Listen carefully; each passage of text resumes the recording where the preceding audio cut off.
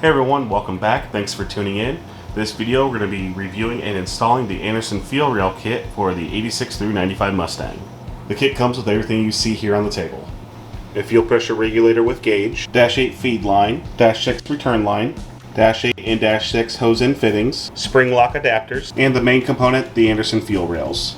Recommended specialty tools for this job is a set of spring lock quick disconnect tools and a set of AN stainless steel cutting shears, which will make cutting the hose ends very easy. I will also be using some PTFE thread sealant to mount the fuel pressure gauge to the regulator. Not included with the kit, but also recommended to pick up beforehand, is some vacuum hose for when you mount your fuel pressure regulator to attach to a vacuum source. Remaining tools will just be standard hand tools like wrenches and screwdrivers and stuff along those lines. And also I'll be showing you how to assemble one of these hoses during the installation process. The hoses are not pre-cut. You do have to cut them to length based on your setup. The system is modular. So with all that being said, let's go ahead and get started with the installation.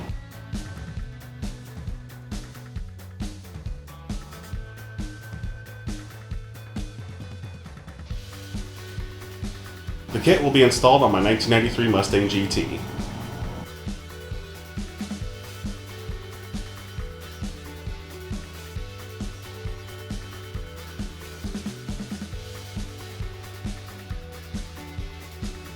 If you hear a fan running, my apologies. It's super hot out, super muggy, so I want to try and keep cool as much as possible. We're going to go ahead and take our quick disconnect tools, and we're going to disconnect the feed line up here at the top, and then I'm actually going to disconnect the return line down at the bottom. There's two different connection points here. So we're going to go ahead and pop the safety lock on here. We're going to go ahead and grab our quick disconnect on here and go ahead and get that unlocked and get that line separated. And then we'll get the lower one separated. We'll grab a couple rags so we can catch any fuel that will drip out of here. Right here, catch any fuel that may drip out of the rail. Take our quick disconnect tool on here. Already snapped in, so now I just gotta kind of separate this. Now, if these have never been apart, maybe a little tricky. You may have to push in to help break the seal on the O-rings on the inside of this, or it may just give away right away, but you'll be able to tell pretty quick.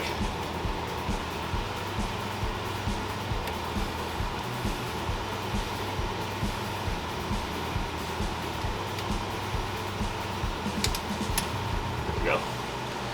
Okay. Alright, that line's separated. Let's go ahead and remove the line down here. And there's the line we're going to disconnect at the bottom. Same thing, grab a quick disconnect for the spring lock and separate it. Both factory feed and return line down below is disconnected. We're going to go ahead and start removing the factory fuel rails here. Quick note about the crossover line to the front. Two ways you can do this. You're not going to be reusing these. So you can remove your distributor to make it easy to pop out, no problem. Or if you don't feel like re-timing your engine, you can take a sharp razor blade and just cut the front line here. Just be very careful, and since this is all going to go in the trash anyway, just cut it, and that way you can just move everything out. Of course, I'm going to disconnect the factory fuel or these fuel injectors in here, and then of course I'll remove these rails.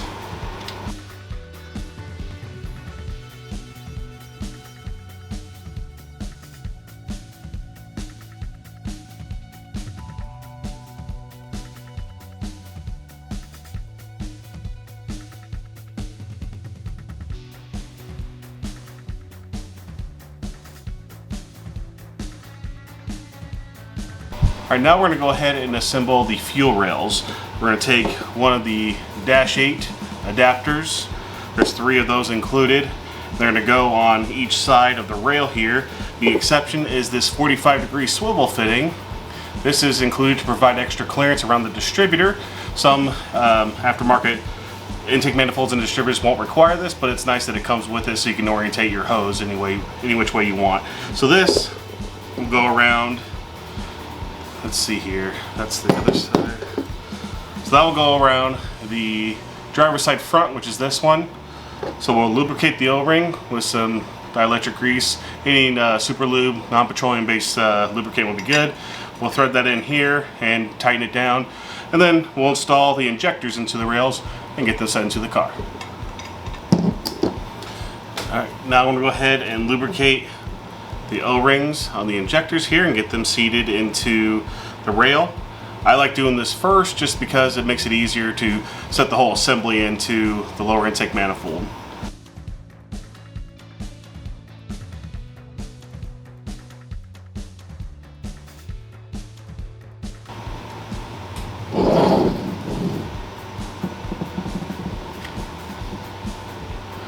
Alright, both assemblies are put together. Let's go ahead and get these into the car.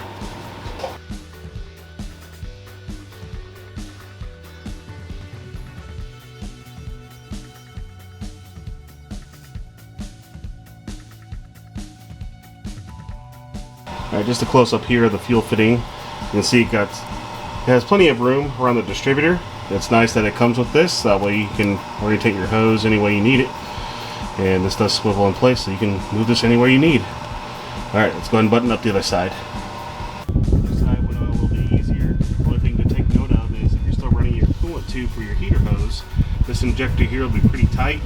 But again, you should be able to swivel these injectors, yeah, no problem. And then leave the orientation you need, so that way you can plug the injector back in. And as you can see here, it'll get tight also down the heater core, but again, you can push the heater core over to the side to be able to put your fuel hose on. Alright, go ahead and tighten these rails down. I want to go ahead and demonstrate how to assemble one of these PTFE lined stainless steel brake hoses. First off, when I unraveled it, it's a little frayed right here, so I'm going to show you why Anderson recommends these hose cutting shears to make nice clean cuts of it. So we're just going to go ahead and cut this section off right here. Just like that. Now we have a clean end. And something you can do is take something like a needle nose plier, something with a conical shape like this, and stick it into the hole here, kind of spin it around, and you get a nice circular shape once again. Okay, so in order to assemble this hose here, I'm going to go ahead and take our fuel fitting. I'm going to use one of these Dash 8 45 degrees as the example. The steps are going to be exactly the same for each hose end. I'm going to go ahead and take the end off. And just to show you what's inside,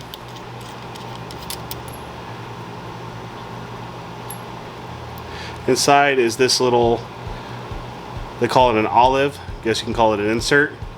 And inside there is a little shelf. You can kind of see the ribs, but essentially what you want to do is get the inner sheathing of the hose, which is the PTFE lined item here, and get it right up against the top end of this shelf. So we're going to go ahead and take the back of our hose end,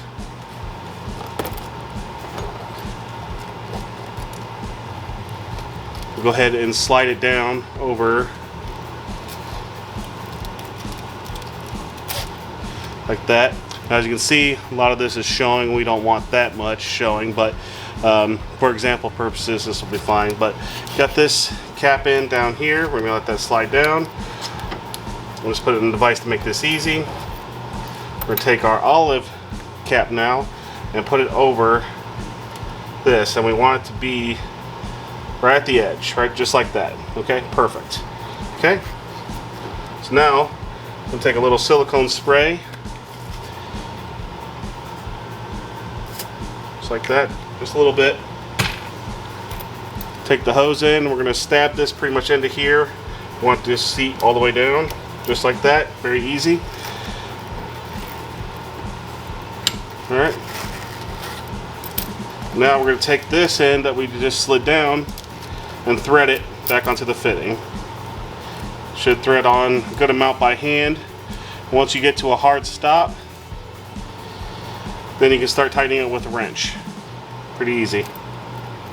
Okay, so like that, and we're going to go until it pretty much gives us another hard stop. Don't want to over tighten it because that could possibly cause leaks, pierce the hose. You don't want to do that, but essentially that's it. I'm going to go ahead and tighten this down with my wrenches, and then we can go ahead and make the other side, start measuring out our lines and everything, and make our fuel hoses and start wrapping this installation up. Hose end completed. I'm going to go ahead and start kind of marking where I need to make my measurements to create the other side of the hose. So I'm going to kind of just thread this on by hand. Just a couple threads just to hold it in place. And then what I'll do is kind of take a brief measurement here where we're going to make this line. Use a Sharpie marker here, and that looks like that's going to be fine.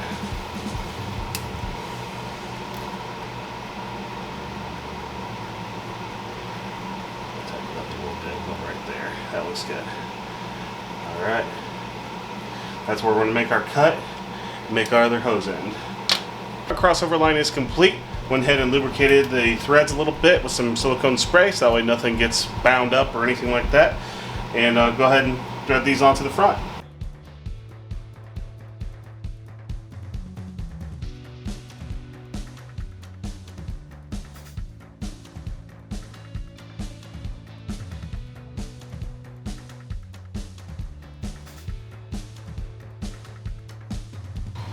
Alright, and there's the front crossover line. See, we have plenty of space between the distributor. This is a dash 8 line. This is a feed crossover line, kind of like how the factory is. Of course, we got tons of room on the passenger side. Okay, so I got our main feed hose from the factory fuel lines to the back of the fuel rail, and now for the straight fitting here, we're going to attach this spring lock adapter. It's just literally going to thread into straight fitting here, tighten that up, and then this will literally lock in just like the factory one did. Push it into the factory connector, and that's how we'll get our feed source. Goes in here. It's kind of just laying in here for now. We can tuck this around, but here's our factory feed connection. Went ahead and lubricated the O-ring here. Then we'll just take our hose, fuel hose, and literally pop this down into the connector.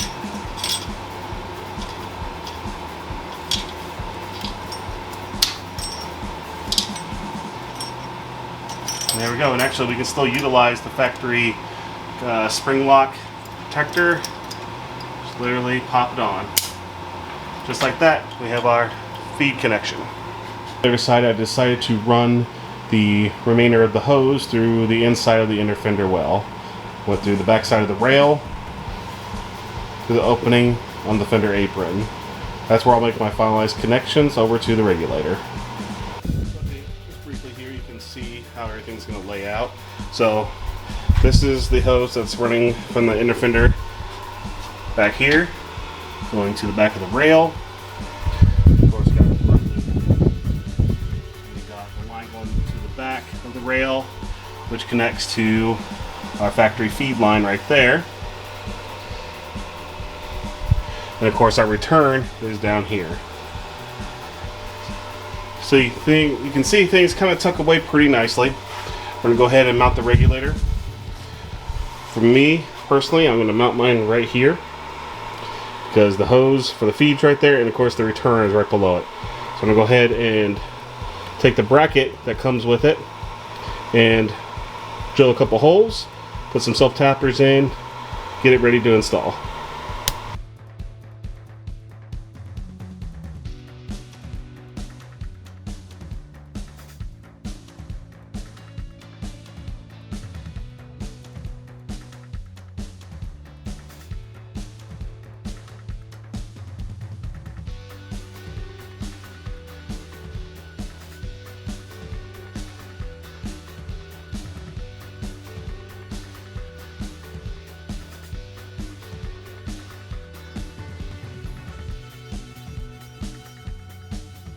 This next portion of the install is actually an update to the kit. Anderson Port took some feedback from some customers, and the new kits from now on will actually feature these new components. And this is actually the return line. As you can see, it will come with a 90-degree -6 adapter, which will attach to the bottom port of the regulator, and a spring lock return adapter. This will go to the spring lock connection down towards the bottom of the factory fuel line. I'll show you how that installs, but essentially this gives you a little bit more flexibility in regards to your installation. Having the 90-degree fitting here actually helps with more room and less chances of kinking the line. So I'll go ahead and install this real quick. Again, this will be included now in all future kits from Anderson Ford Motorsport. There's the 90-degree fuel fitting installed, and the return spring lock adapter. Of course, it comes with a 3-foot section of dash 6 hose, so you can use all of it or shorten it based on your setup. Before I put the upper intake manifold on, I'm going to go ahead and prime the system and check for fuel leaks. All the lines are tight, and then I can put the intake manifold on, zip tie some lines out of the way, and run the vacuum for the regulator.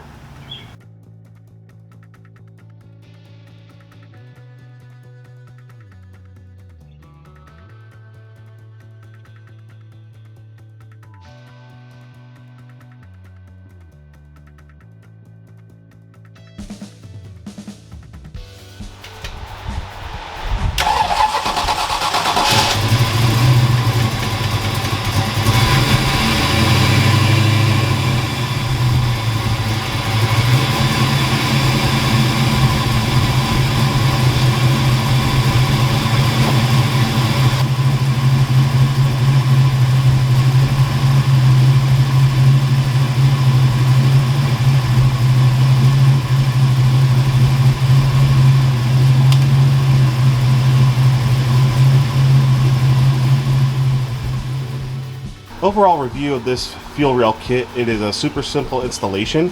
You don't need to get it on a lift or put it on any jack stands to do or complete the installation.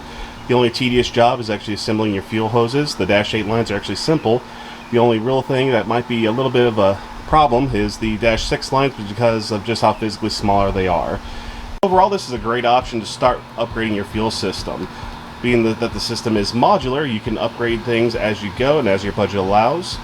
Now you have a good high flow fuel rail set installed into the car, which can handle a good amount of horsepower, especially if you decide to go forced induction down the road.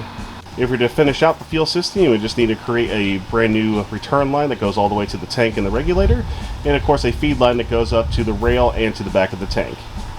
You can buy the fuel rail separately or as this package kit here from AndersonFordMotorsport.com.